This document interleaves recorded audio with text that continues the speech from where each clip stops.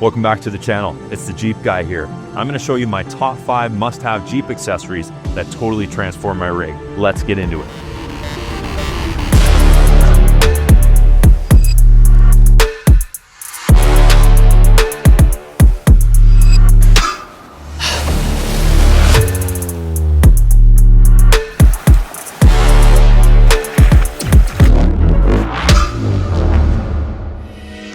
The 2024 Rubicon X comes with a 2-inch factory lift and a 35-inch tire package. The next important feature is the 456 axle ratio to assist with the 35-inch tires. Now, when I ordered this Jeep, I added some additional factory options to complement the final build and make it the ultimate overlanding Jeep.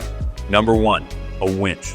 Guys, a winch can literally save your life. Now, I opted for the factory worn winch because it's a clean, reliable setup and it falls under the Jeep's factory warranty. Now, there are lots of great aftermarket winches out there to choose from. The Warren brand is one of the best, super reliable, but there's a lot of other options that are a little more cost effective and pretty close in quality. But hey, do your own research. I would suggest opting for at least an 8,000 pound rating and a synthetic winch line. So the next factory upgrade I added is the 488 axle ratio. I added this gear set to accommodate a set of 37-inch tires to give me some more ground clearance. Now, when you're putting on bigger tires, you gotta upgrade those gears. They're stronger and they're gonna increase performance on and off the highway. Now, if you're running 37s, you might even wanna upgrade to a 513 aftermarket gear set, especially if you're gonna be packing your Jeep down with a ton of weight. Rooftop tent, camping gear, maybe an extra basket on the back. 513s would be ideal for that situation. My knees, man. All right, so now that we've covered my factory setup, let's get into the 5 aftermarket mods I've added to the Jeep to get it overland ready, starting with the 37-inch tire package. So I added these Cooper Discover STT Pros to give me some extra clearance for my differential and some extra grip on the trails. Now, these are a 10-ply tire, so that makes them extra durable when you're off-road, and Cooper's added some advanced features to this tire, like their patented stone armor technology. What it does is it prevents cuts and punctures to your tire from sharp rocks. They also have this beefy tread and aggressive sidewall to help you grip on the rocks and power through mud when you need to get through those mud holes.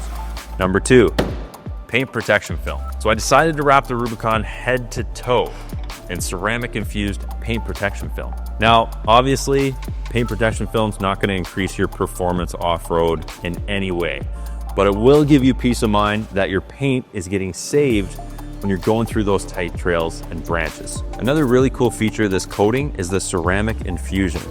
What it does is it makes your Jeep look like it's waxed all the time. The next factory option I added are the upgraded rock rails. Now, from the factory, the Rubicon comes with a set of rock rails, but they're flush with the body panels. These upgraded rock rails give you a couple extra inches of forgiveness ledge, I like to call it, to help protect your body from rocks and stumps when you're getting up close and personal. It also adds a little bit of a step, makes it a little bit easier to get in and out of the Jeep, especially when it's lifted on 37s. Last thing you want to do when you're off-road is come down hard on a rock or a stump and damage something underneath. Maybe your oil pan, your differential, your transfer case. So with that in mind, underbody protection is a must. So we decided to go with the Metalcloak undercloak system, differential skids, and shock mount protection. These plates are heavy duty steel. I mean, look how thick that is. With a good set of skid plates, you can take your Jeep just about anywhere and have peace of mind that you're gonna make it out of the trail. Hey guys, are you enjoying the video so far? Well, hey, don't be a weenie. Hit that subscribe button. Number 4, the roof rack and rooftop tent.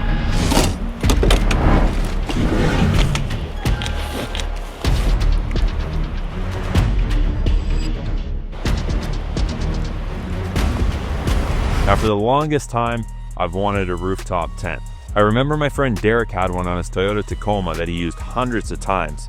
He'd come back with all these crazy photos of him and his fiance posted up on some mountaintop with the rooftop tent unfolded right by the campfire or by some beautiful remote lake that nobody else could get to, and I just thought it was the coolest thing. Now, I did a ton of research on rooftop tents before I picked this one up, and I landed on the Overland Vehicle Systems Bushveld 4-person hard shell.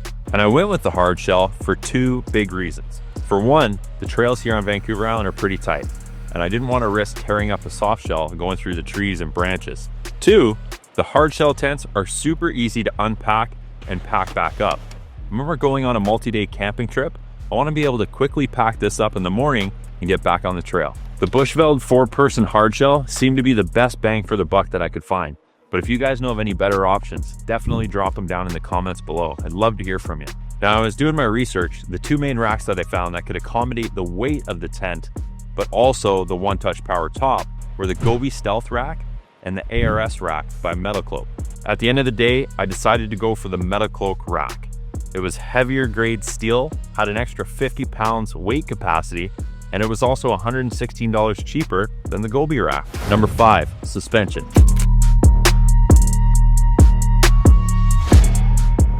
And when I started this build, my plan was to use the existing Rubicon 2-inch lift suspension to maintain the factory ride as much as possible and also keep the build costs within budget. But after adding the additional weight of the roof rack, the tent, the skid plates, passengers, and all my gear, the factory springs sagged significantly. They were way too soft for all the weight. Now to combat this extra weight, we added the Teraflex Outback spring set.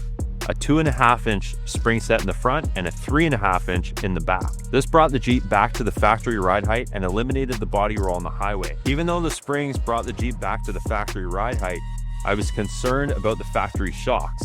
See, when the axle drops down suddenly into a hole or going over a bump, those extra springs are going to become unsprung. And that unsprung force can damage the shock because it's a bigger spring than the shock is designed for. So we added the Teraflex 2-inch shock extensions to give us a little bit of extra travel for those specific situations.